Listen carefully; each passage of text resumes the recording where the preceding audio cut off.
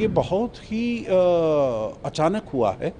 मेरे विचार से किसी को इसके बारे में उम्मीद नहीं थी। ये 26 सोशल मीडिया ऐप्स को जो बैन किया है, वो एक बिल्कुल जिसे कहा जाए एक ट्रिगर के तरीके से उसने काम किया है। इतना ज़्यादा भार सब लोगों की पीठ पर आ गया था उनके लिए, चाहे वो करप्शन का मुद्दा हो, चाहे वो अनएम्प्लॉयमेंट का मुद्दा हो, इन्फ्लेशन का मुद्दा हो। जो युवा वर्ग की पीढ़ी है, उनको अपने सामने कोई भविष्य नहीं दिखाई दे रहा था। नेता हैं और अफसरान हैं और उनके जो परिवार है और उनके जो बेटे बेटियां हैं, वो कितनी उनकी जो किस प्रकार की लग्जूरियस लाइफ वो लीड कर रहे हैं। सब्र का जो बांध था वो एकदम टूट पड़ा और वो सब सामने आ गए। केवल ये सोशल मीडिया ऐप के बैन की बात होती तो वो तो कल ही हटा दिया गया था और गृह मंत्री ने भी, होम मिनिस्टर ने कल रिज़ाइन कर दिया था।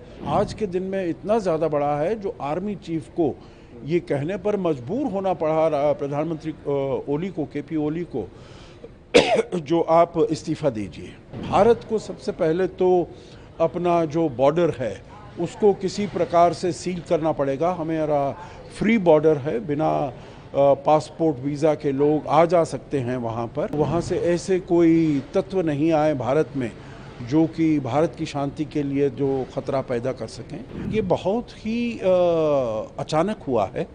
मेरे विचार से किसी को इसके बारे में उम्मीद नहीं थी और भारत को नहीं, नेपाल में भी किसी को इसके बारे में नहीं मालूम था। जो इतना ज़्यादा जो जेनजी है जो प्रोटेस्ट करने के लिए आ रहे हैं, अब प्रोटेस्ट तो होते रहते हैं और प्रोटेस्ट हमने देखा है जो चाहे नेपाल में हो या और देशों में हो, होते रहते हैं क्योंकि कुछ मुश्किलें होती हैं, कुछ दिक्कतें होती हैं।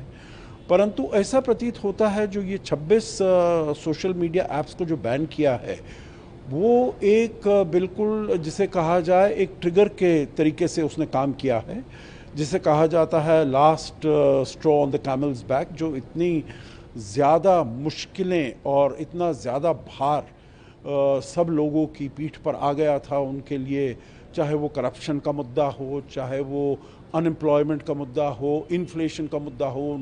जो युवा वर्ग की पीढ़ी है, उनको अपने सामने कोई भविष्य नहीं दिखाई दे रहा था और वो देख रहे थे जो कितना करप्शन है, गवर्नमेंट में कितना करप्शन है और वहाँ पर जो गवर्नमेंट के जो नेता हैं और अफसरान हैं और उनके जो परिवार है और उनके जो बेटे बेटियां हैं, वो कितनी उनकी जो किस प्रकार की लग्जूरियस लाइफ वो लीड कर रहे हैं और जो कॉमन पीपल है उनके पास कुछ भी नहीं है। तो ये सब गुस्सा, ये सब रोष उनमें फैल रहा था और ये जैसे एक आखिरी तिनके की बात थी जो, और इससे जो भी बांध था, सब्र का जो बांध था वो एकदम टूट पड़ा और वो सब सामने आ गए। अगर केवल ये सोशल मीडिया ऐप के बैन की बात होती तो वो तो कल ही हटा दिया गया था और गृह मंत्री ने भी, होम मिनिस्टर ने कल रिज़ाइन कर दिया था। तो अगर केवल वही बात होती तो ज़रूर इस प्रोटेस्ट को वापस ले लेते, परंतु वो प्रोटेस्ट और भी ज़्यादा बड़ा है। आज के दिन में इतना ज़्यादा बड़ा है जो आर्मी चीफ को ये कहने पर मजबूर होना पड़ा प्रधानमंत्री ओली को, केपी ओली को, जो आप इस्तीफ़ा दीजिए। क्योंकि अब जो युवा वर्ग की पीढ़ी है उनके सामने ये भी था, जो ये 3-4 लोग हैं, उनका परिवार है, जिनका जैसे म्यूज़िकल चेयर चल रहा है। केपी शर्मा ओली हैं, पुष्प कमल दाहाल प्रचंड हैं, शेर बहादुर द्वेबा हैं, माधव नेपाल हैं। बस पिछले 10, 15, 20 साल से वही उनका म्यूज़िकल चेयर्स होता आ रहा है और जो इतनी असंतुष्टता है लोगों में उसके बारे में कुछ नहीं किया जा रहा है, परंतु ये अपना नेता बदलते रहे हैं। तो इसीलिए ये अब नेपाल में देखना पड़ेगा उनको जो इसको आगे कैसे ले जाना है। और हालांकि अब वो कह रहे हैं जो बहुत ही पॉलिटिसाइजेशन हो गया है स्टूडेंट कम्युनिटी का, परंतु उनको साथ मिलकर आना पड़ेगा जो कैसे वहाँ पर शांति स्थापित की जाए और फिर से समृद्धि की ओर उनकी जो आर्थिक व्यवस्था है, आर्थिक स्थिति है, उसको स्टेबिलिटी और पीस, ट्रैंक्विलिटी लाई जाए, स्थिरता लाई जाए और इकोनॉमी को हाथ में रखा जाए और समृद्धि की तरफ बढ़ा जाए। मेरा आखिरी प्रश्न ये रहेगा कि नेपाल के फ्यूचर के बारे में आप कैसे देखते हैं और भारत के पास क्या विकल्प उपलब्ध रहेंगे और भारत को इसको कैसे डील करना चाहिए, आपकी टिप्पणी से? देखिए, अभी मेरे विचार से जहाँ तक नेपाल की बात है तो ये बिल्कुल एक ही दिन हुआ है, तो आगे चलते हुए हम देखेंगे जो हालात कैसे आगे बढ़ते हैं। जहाँ तक और उसके ऊपर भारत को बहुत पैनी नज़र रखनी पड़ेगी।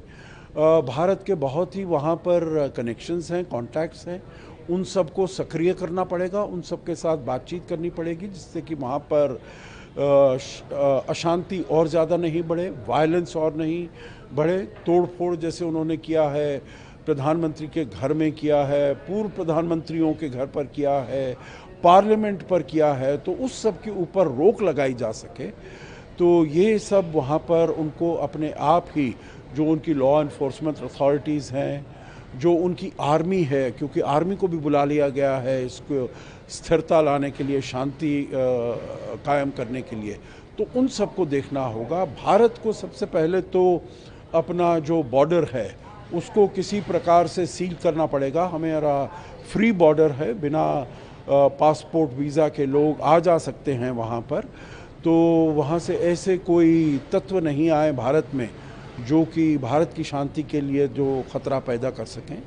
और फिर भारत को अपना, हम शुरू से 2014 से कम नेबरहुड फर्स्ट पॉलिसी को हम आगे लेते आए हैं और मैं कहूँगा जो उसमें हमको बहुत सफलता भी मिली है, चाहे वो अपने हमारे संबंध हों श्रीलंका के साथ बेहतर करने के लिए 2022 में जैसे वहाँ पर इतना ज़्यादा मुश्किलात हुई, भारत ने कैसे उनकी सहायता की, करीब 4-4.5 बिलियन डॉलर का उनको आर्थिक मदद की जब उनके पास ना कोई एनर्जी थी, ना खाने को सामान था, ना उनके पास किसी प्रकार की दवाइयाँ थी, फर्टिलाइज़र थे, तो इन सब के लिए भारत ने उनकी सहायता की। ऐसे ही मालदीव्स में भी जो आए थे राष्ट्रपति मोहम्मद मोइज़ू, तो उसके इसी उस पर आए थे, कॉल पर, कैंपेन पर आए थे इंडिया आउट पर उनको भी हमने बातचीत करके अपने साथ अपने संबंधों को सुदृढ़ किया है। और वैसी ही बात अफ़गानिस्तान के साथ भी हम देख रहे हैं। तो मैं समझता हूँ जो भारत के और नेपाल के संबंध बहुत पुराने हैं, बहुत हिस्टोरिकल हैं, बहुत ही सांस्कृतिक सिविलाइजेशनल हैं, तो पीपल टू पीपल कनेक्ट हमारा बड़ा अच्छा है। तो जो वहाँ पर सरकार आती है उसको भी देखना होगा और उनके साथ बातचीत करनी होगी। जो भी वहाँ पर पॉलिटिकल फोर्सेस उभर कर आते हैं उनके साथ हमको कनेक्शन बना कर रखना होगा जिससे कि वहाँ पर स्टेबिलिटी रहे और शांति रहे, स्थिरता रहे और वो आगे समृद्धि के रास्ते पर वो चल सकें। प्रभातखबर.com, विश्वास वही, रफ्तार नहीं।